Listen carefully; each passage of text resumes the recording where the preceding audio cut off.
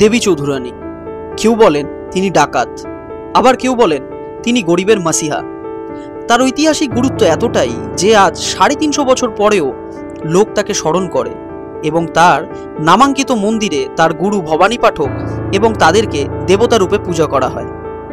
আমাদের উত্তরবঙ্গের ভূমি থেকে উঠে এসেছেন এক বিদ্রোহিনী, সেটাই আজ এই ভিডিওতে আমরা আপনাদেরকে জানাবো এবং তার সাথে আপনাদেরকে নিয়ে যাব উত্তরবঙ্গের জলপাইগুড়ি জেলাতে থাকা 3টি দেবী চৌধুরানী মন্দিরে।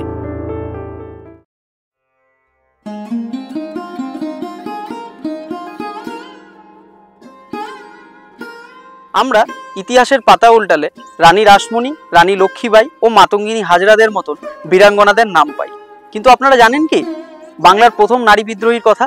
দেবী চৌধুরানীর মতন বিদ্রোহীরা আমাদের ইতিহাসের পাতায় খানিকটা অবহেলিত হয়েই রয়েছে। দেবী চৌধুরানীর ইতিহাস জানতে হলে আমাদেরকে ফিরে যেতে হবে অষ্টাদশ শতকে। বিভিন্ন তথ্য থেকে জানা যায় অধুনা বাংলাদেশের রংপুর অঞ্চলে জমিদার শিবচন্দ্রের মৃত্যুর পরে তার জমিদারির দায়িত্বভার গ্রহণ করেন তার স্ত্রী জয় দুর্গা, যিনি দেবী চৌধুরানী নামে তারপরে পরিচিত হন। দেবী চৌধুরানী ছিলেন প্রজাদের কাছে দেবতার সমান, আর সেই সময় মাথাচাড়া দিয়ে ওঠে সন্ন্যাসী, ফকির এবং কৃষক বিদ্রোহের মতন বিদ্রোহ, যেগুলি সেই সময় ব্রিটিশদের বিরুদ্ধে গর্জে উঠেছিল। আর দেবী চৌধুরানী এই আন্দোলনগুলিকে শুধু সমর্থনই করেননি, এই আন্দোলনগুলিকে তিনি নেতৃত্বও দিয়েছিলেন। প্রজাদের স্বার্থে তিনি আজীবন লড়াই চালিয়েছিলেন। এসব কারণে দেবী চৌধুরানী হয়ে উঠেছিলেন ইংরেজ শাসককুলের দুচক্ষের বিষ। ইংরেজদের চোখে ধুলো দিয়ে জল জঙ্গল পথে ছিল তার অবাধ বিচরণ। এই আন্দোলনে যোগ দিয়েছিলেন চাষি, সন্ন্যাসী, ফকির ও প্রান্তিক হিন্দু মুসলমান, যা ছিল ব্রিটিশ বিরোধী আন্দোলনের এক উজ্জ্বল অধ্যায়। সে সময়ের সামাজিক পরিপ্রেক্ষিতে যখন বেশিরভাগ সাধারণ নারীরা থাকতেন ঘরে আবদ্ধ, তিনি ছিলেন বিদ্রোহিনী। কথিত আছে অভিযানে যাওয়ার আগে তারা কালী মায়ের মূর্তির সামনে পুজো দিয়ে যেতেন। সেজন্য পুরো বৈকুণ্ঠপুর এলাকা জুড়ে ছড়িয়ে ছিটিয়ে রয়েছে দেবী চৌধুরানী ও ভবানী পাঠক দ্বারা প্রত্যক্ষ ও পরোক্ষভাবে সৃষ্ট কালী মন্দির। আমরা আজ দর্শন করব সেরকমই কয়েকটি মন্দিরের। আমরা এখন দাঁড়িয়ে আছি একটি রোড জাংশনে, আর এই মুহূর্তে আমি আপনাদেরকে দেখাবো যে কি করে আপনারা দেবী চৌধুরানী মন্দিরে পৌঁছতে পারবেন। তো এই রাস্তাটি, যেটি আমবাড়ি ফালাকাটা রেল স্টেশন থেকে সোজা বেলাকোপার দিকে যাচ্ছে, আর এই বেলাকোপার দিকে গেলেই আপনারা পেয়ে যাবেন শিকারপুর দেবী চৌধুরানী মন্দির। আর এই রোড জাংশনেই আমি দেখাচ্ছি এই যে রাস্তাটি, যেটি চা বাগানের ভেতর দিয়ে চলে যাচ্ছে, এই রাস্তাটি কিন্তু আপনাদেরকে নিয়ে যাবে ধুমডাঙ্গি আশ্রমে। এই ধুমডাঙ্গি আশ্রমও কিন্তু আরেকটি দেবী চৌধুরানী মন্দির, যেটা এই ভিডিওতে আমি আপনাদেরকে দেখাবো। প্রথমেই আপনাদের দেখাবো চা বাগানের মাঝে অবস্থিত এই মন্দিরটি, যেটি জলপাইগুড়ির ধুমডাঙ্গি নামক জায়গায় অবস্থিত। এই মন্দিরটি বর্তমানে রামকৃষ্ণ মিশনের দ্বারা পরিচালিত হচ্ছে। এই মন্দিরের মহারাজের সঙ্গে কথা বলে জানতে পারলাম একসময় এই মন্দিরটিও দেবী চৌধুরানী ও ভবানী পাঠকের দ্বারা প্রত্যক্ষ অথবা পরোক্ষভাবে নির্মিত। মন্দিরের ভেতরে সশস্ত্র প্রহরীদের মূর্তি হচ্ছে তার প্রমাণ।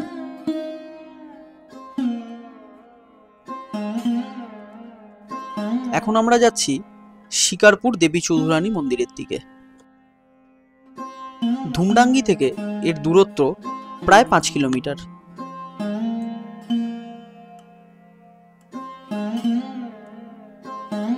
আমরা এখন দাঁড়িয়ে আছি ঠিক শিকারপুর চা বাগানের সামনে।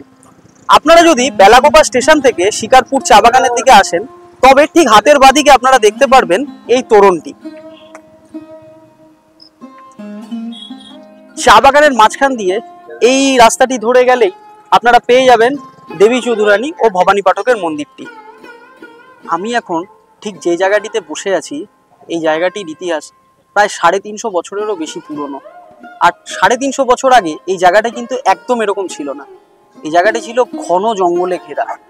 মানে আপনারা বুঝতে পারছেন কি গা ছমছমে পরিবেশ এই জায়গাটিতে ঠিক 350 বছর আগে ছিল। বৈকুণ্ঠপুর রাজবংশের বংশধর দর্পদেব রায়কদের উদ্যোগেই এই মন্দিরটি প্রতিষ্ঠা হয়। পরে 1871 সালে রাজা যোগেন্দ্রদেব রায়কতের আমলে মন্দিরটি সংস্কার করা হয়। শিকারপুর চা বাগানের মধ্যেই এই মন্দির। গেট দিয়ে ঢুকলেই চোখে পড়বে পাশাপাশি দুটি মন্দির। তার মধ্যে একটি মন্দির মা কালীর। প্রবাদ আছে, দেবী কালীকে পুজো করেই নাকি ভবানী পাঠক তার অভিযানে যেতেন। আরেকটি মন্দিরে একটি পুরুষ ও একটি নারী মূর্তি রয়েছে। অনেক ঐতিহাসিক মনে করেন এটি শিব পার্বতীর মন্দির।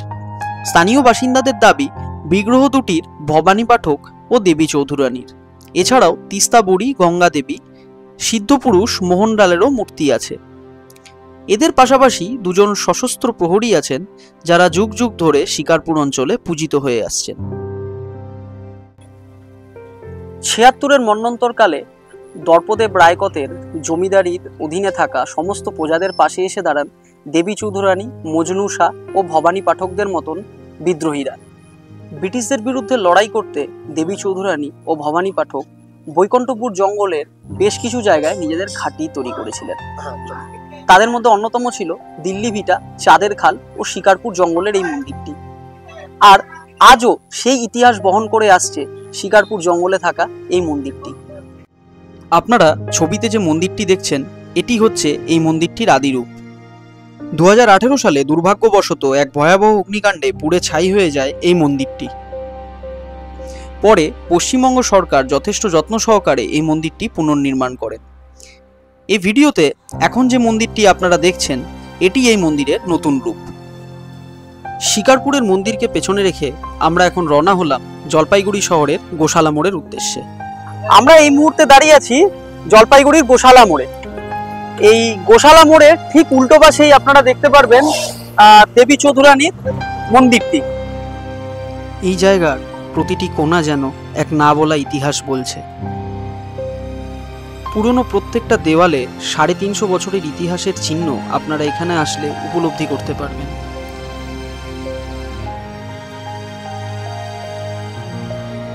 প্রায় ৪০০ বছরের পুরনো এই বটগাছ সেই প্রাচীন ইতিহাসের সাক্ষী হিসাবে যেন এখনো তার দায়িত্ব পালন করে চলছে। আজকের এই ভিডিওতে আমি আপনাদেরকে দেখালাম দেবী চৌধুরানী ও ভবানী পাঠকের নামাঙ্কিত ৩টি মন্দির এবং তাদের ইতিহাস।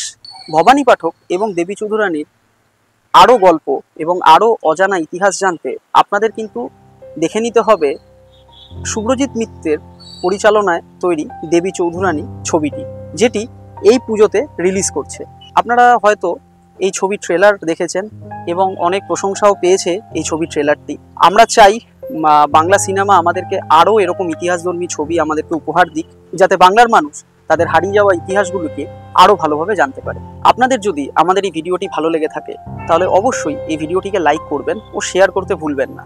আর এই চ্যানেলে আরও কন্টেন্ট পেতে আপনারা অবশ্যই চ্যানেলটিকে সাবস্ক্রাইব করে দেবেন।